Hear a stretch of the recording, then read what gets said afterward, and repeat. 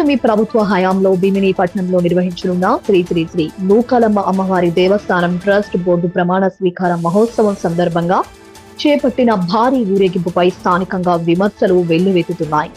కార్యక్రమాన్ని ఆర్భాటంగా నిర్వహించే క్రమంలో పట్టుమని 15 సంవత్సరాలు కూడా నిండని చిన్నారులు మండు టెండలో రోడ్లపై నృత్యాలు చేయిస్తూ ఊరేగింపులో పాల్గొనించడం ఆందోళన కలిగిస్తుంది.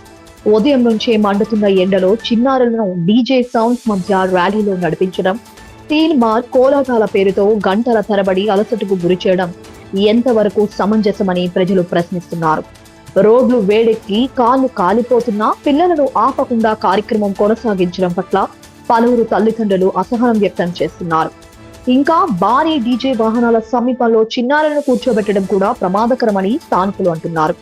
ఒకవేళ డీజే వాహనం అదుపు తప్పినా లేదా గుంపులో తొక్కిసలాట జరిగినా బాధ్యత ఎవరు తీసుకుంటారని ప్రశ్నిస్తున్నారు.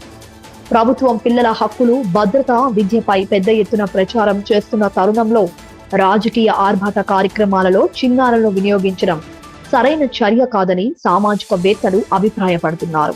దేవస్థాన కార్యక్రమాలు భక్తిపరంగా నిర్వహించాలే గాని చిన్నారుల ప్రాణాలకు ముప్పు కలిగించే విధంగా మారకూడదని సూచిస్తున్నారు. చిన్నారులను ఇలాంటి ఊరేగింపుల్లో పాల్గొనింటే చెప్పుడు భద్రతా చర్యలు, వైద్య సదుపాయాలు, తల్లిదండ్రుల సమ్మతి వంటి అంశాలపై అధికారులు ప్రత్యేక దృష్టి పెట్టాలని ప్రజలు కోరుతున్నారు.